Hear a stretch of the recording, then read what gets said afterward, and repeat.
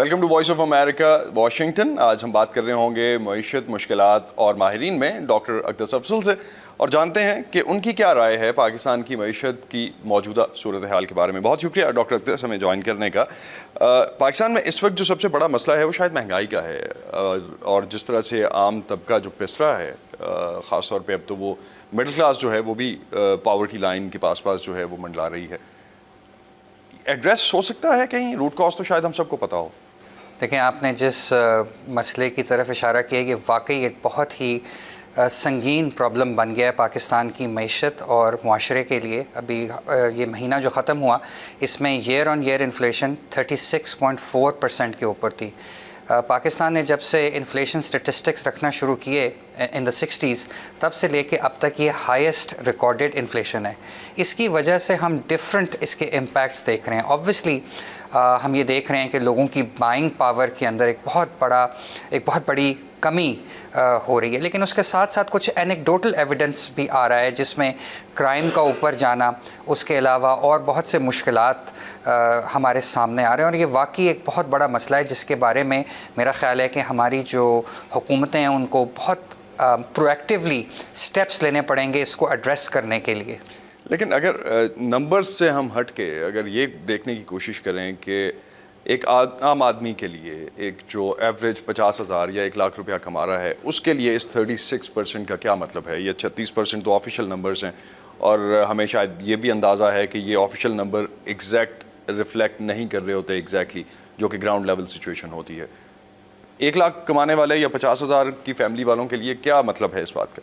देखें, जो 50,000 या 1 लाख रुपए कमा रहे हैं, ठीक है, 36.4% ऑफिशियल नंबर्स हैं, लेकिन अगर आप फूड इन्फ्लेशन के नंबर देखें तो वो इससे कहीं ज़्यादा हैं। और आपको ये मालूम होगा कि जो गरीब या मतवसत आमदनी वाला तबका है उनके माहाना बजट का एक बहुत बड़ा परसेंटेज फूड एक्सपेंडिचर होता है। तो आप ये अंदाज़ा लगा सकते हैं कि उनकी जो इफ़ेक्टिव इन्फ्लेशन जो वो फेस कर रहे हैं, जो poor and medium socio economic strata है, उनको कितने बड़े चैलेंजेस का सामना है।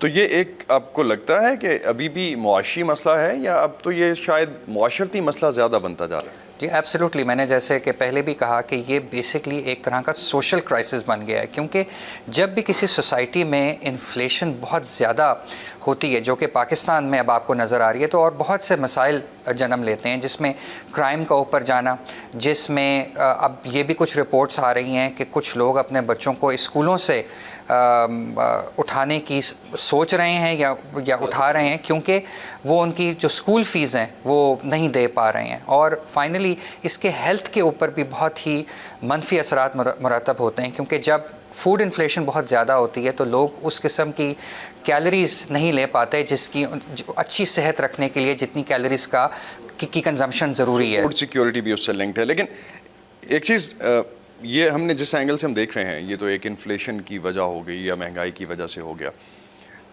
जब हम स्ट्रीट्स में निकलते हैं, ईद पे भी जिस तरह से हमने देखा अक्सर कि रश तो हमें मार्केट्स में नज़र आता है। 2 के ईद के नंबर्स मुख्तलिफ अखबारों ने छापे और मुख्तलिफ मीडिया में ये सर्कुलेट हुए कि बड़ा कम कारोबार हुआ है, लेकिन बाज़ारों में तो रश हमें अभी भी वैसा ही नज़र आता है।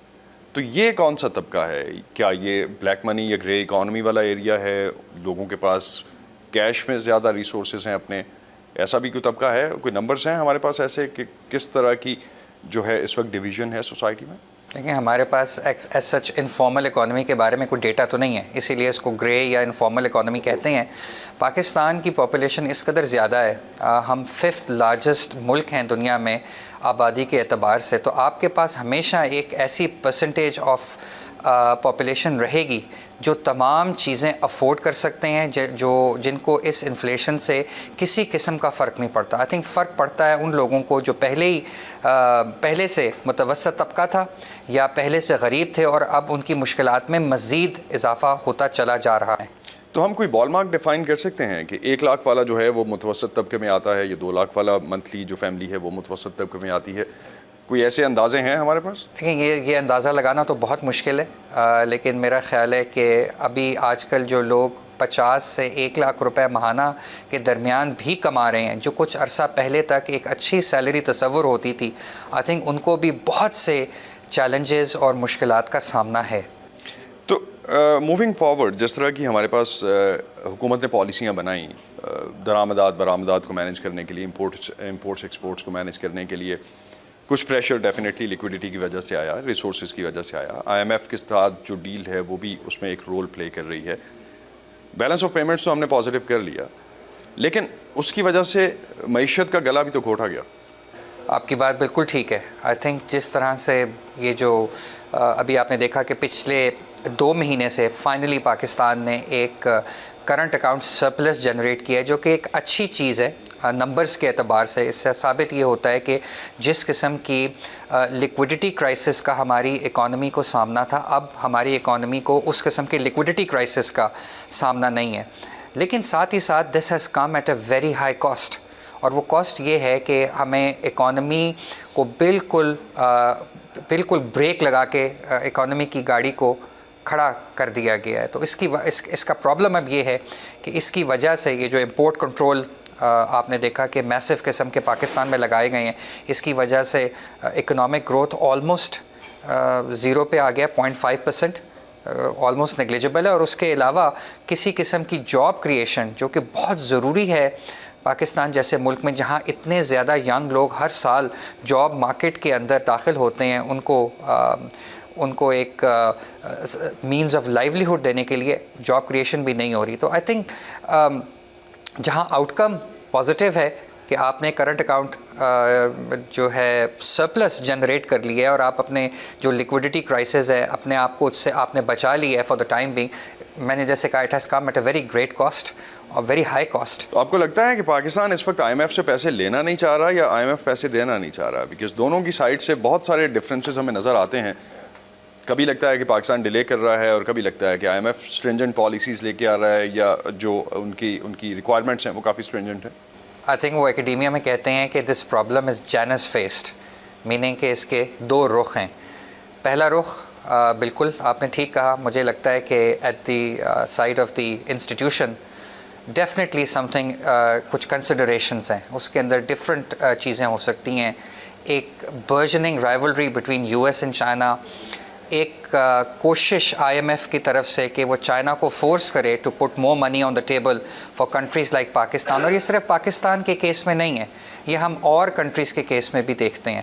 اور میرا خیال ہے جہاں تک پاکستان کی گورنمنٹ کا تعلق ہے، آئی تھنک وہاں پر بھی کچھ بہت ہی realistic rational calculations are at play, کیونکہ میرا خیال ہے کہ وہ یہ دیکھ رہے ہیں کہ اگر وہ آئی ایم ایف کا پروگرام سائن کرتے ہیں اور اس کے نتیجے میں جس قسم کی کاسٹس یا پرائسز پاس آن کرنی پڑیں گی ٹو دا پیپل، الیکشن میں جب جائیں گے تو لوگ ان کو ڈیفینیٹلی پنش کریں گے۔ تو آئی تھنک یہ جو کیلکولس ہے آئی ایم ایف کی طرف بھی اور ہماری گورنمنٹ کی طرف بھی، آئی تھنک یہ میٹیگیٹ کر رہا ہے اس اسٹاف لیول اگریمنٹ کے سائننگ سے بچانے کے لیے اب تک۔ تو آئی تھنک اس کے 2 رخ ہیں۔ لیکن پاکستان تو کر چکا، اگر اسحاق ڈار تو ایٹ لیسٹ 10 دفعہ تو کہہ چکے ہیں کہ ہم بہت کلوز ہیں اور سائن ہونے والے ہیں اور فنڈز آنے والے ہیں۔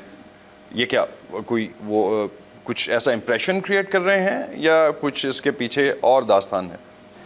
دیکھیں جہاں تک اسحاق ڈار صاحب کا تعلق ہے، آئی تھنک ہو سکتا ہے کہ ان کی خواہش ہو کہ یہ جو اسٹاف لیول اگریمنٹ ہے جلد از جلد ہو جائے، لیکن مے بی جو اور سیاسی طاقتیں ہیں جو شاید اسحاق ڈار صاحب کو ایڈوائز کرتی ہیں، آئی تھنک شاید ان کے ذہن میں کچھ اور خیالات ہوں کہ اگر آئی ایم ایف کا پروگرام سائن ہوتا ہے اور اس کے نتیجے میں جو مزید انفلیشن پاکستان میں آئے گی، ووٹرز الیکشنز میں ان پارٹیز کو پنش کر سکتے ہیں۔ تو آئی تھنک یہ کیلکولس بھی ایٹ پلے ہے۔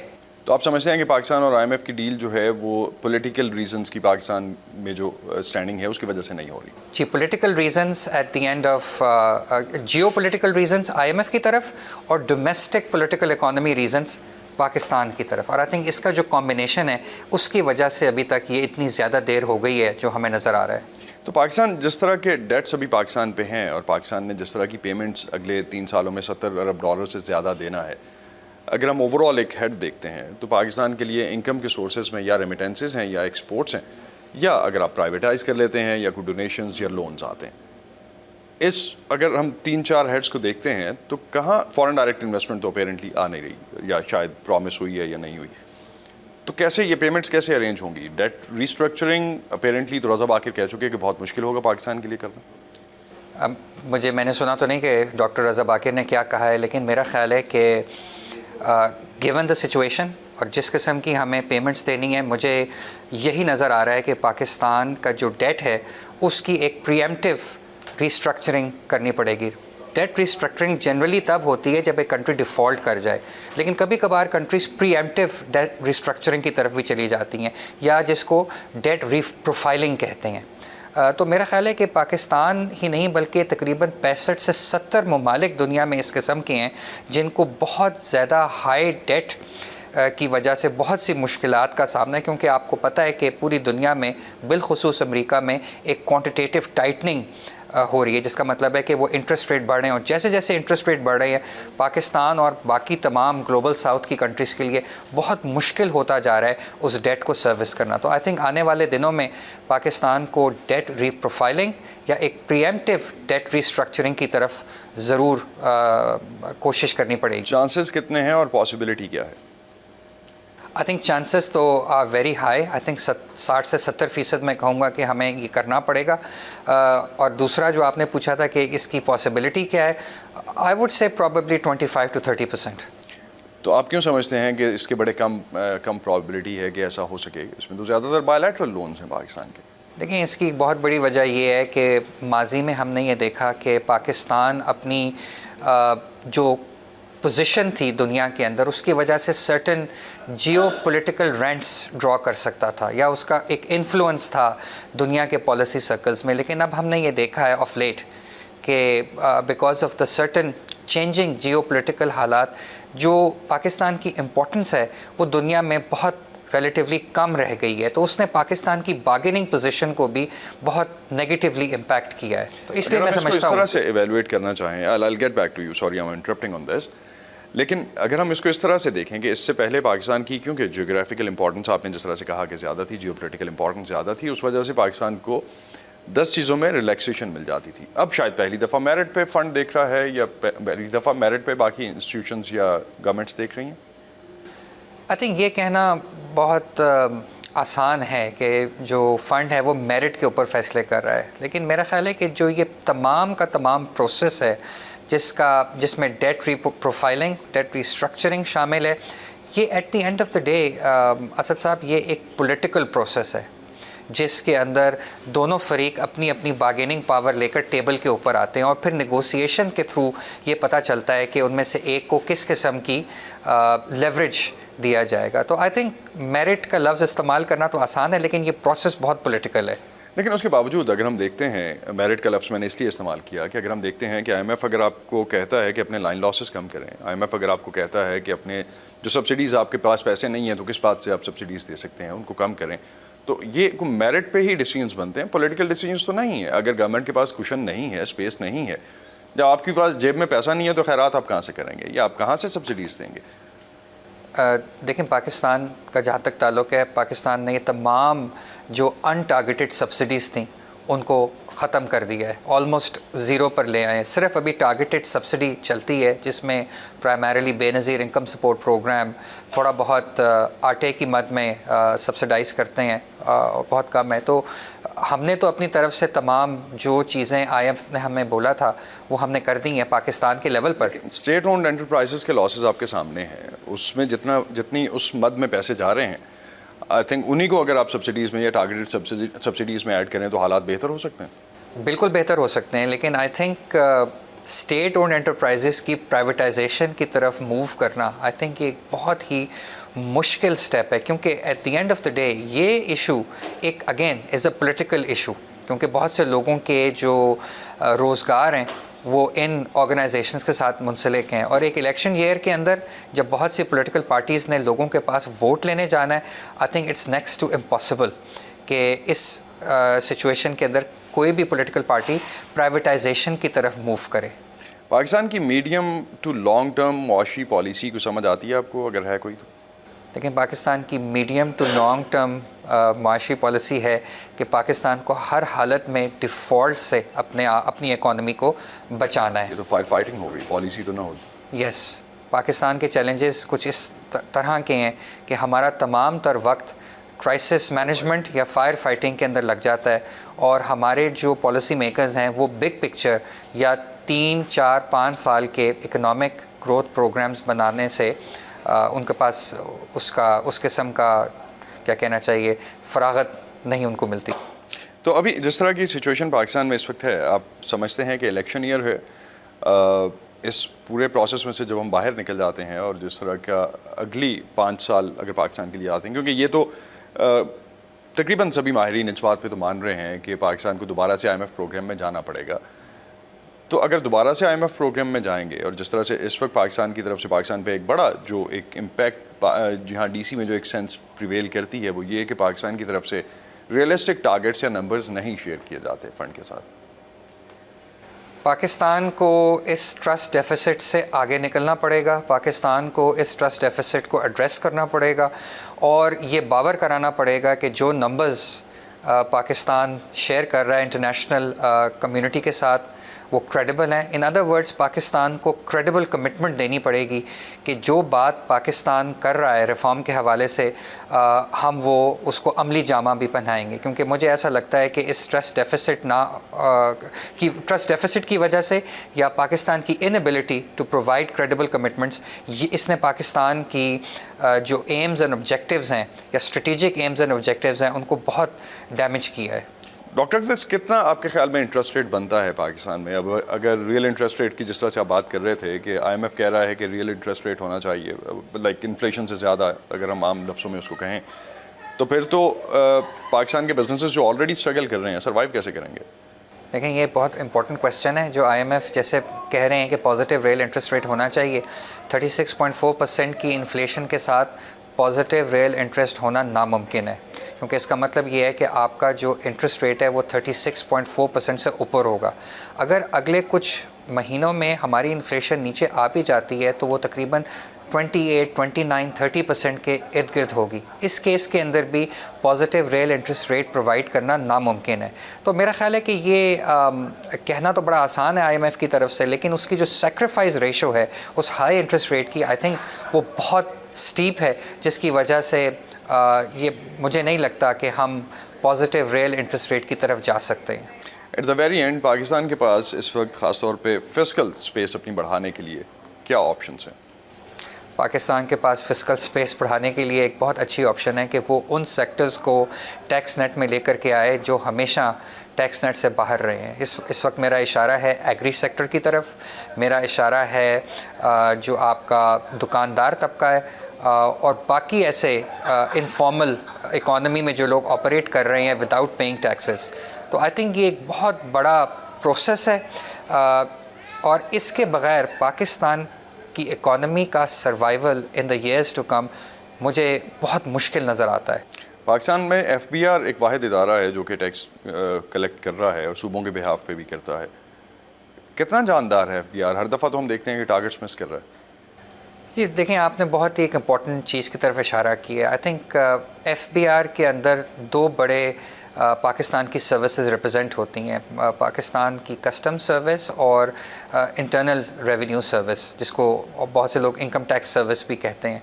آئی تھنک جہاں تک ان سروسز کا تعلق ہے، آئی تھنک انہوں نے کافی کوشش کی ہے ریفارم کرنے کی، but there is still a lot of room to cover, especially when it comes to income tax, کیونکہ ہم نے یہ دیکھا ہے کہ پاکستان کے اندر ایک بات ہوتی ہے کہ بہت سے لوگ پاکستان میں ٹیکس نہیں دیتے۔ پاکستان میں آلموسٹ ہر کوئی ٹیکس دیتا ہے۔ جب بھی آپ موبائل کا کارڈ اپلوڈ کرواتے ہیں، گاڑی میں پیٹرول ڈلواتے ہیں، بینک ٹرانزیکشن کرتے ہیں، آپ ٹیکس دیتے ہیں۔ پاکستان کا پرابلم یہ ہے کہ پاکستان میں بہت کم لوگ انکم ٹیکس دیتے ہیں۔ لیکن آپ کے اگر سسٹم انیفیشینٹ ہے تو گورنمنٹ کیا کرے گی؟ انڈائریکٹ ٹیکسز ہی لے گی؟ ڈائریکٹ ٹیکسز کے لیے تو اس کے پاس اسپیس نہیں ہے یا امپلیمنٹیشن کے لیے ٹولز نہیں ہیں۔ گورنمنٹ کو میسو اور سبسٹینشیل ریفارم کی طرف موو کرنا ہے، جس میں سول سروس ریفارم، جس میں پبلک فائنانس ریفارم، اور یہ تمام ریفارمز ہیں جن کی باز گشت تو سنائی دیتی ہے لیکن ان کے اوپر امپلیمنٹیشن ہوتی نظر نہیں آتی۔ بہت شکریہ ڈاکٹر اختر افضل، آپ ہمارے ساتھ تھے آج، اور ناظرین ہم بات کر رہے تھے کہ پاکستان کی معاشی مشکلات جو ہیں وہ ہیں کیا اور ان کے لیے حل کیا تجویز کر سکتے تھے، وہ ہم نے آج آپ کے سامنے رکھا۔ بہت شکریہ۔